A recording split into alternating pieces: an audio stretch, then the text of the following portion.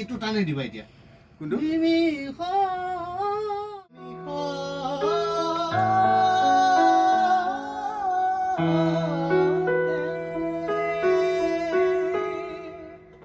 মানে আমাক তিনটা চাৰিটামান লাগে আৰু আৰু এটা দিয়া এইটো টাইপ আৰু এটা আকৌ যাম হা 1 2 3 4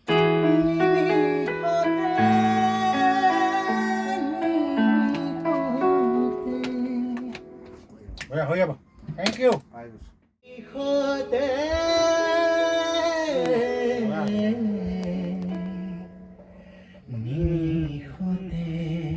বাহ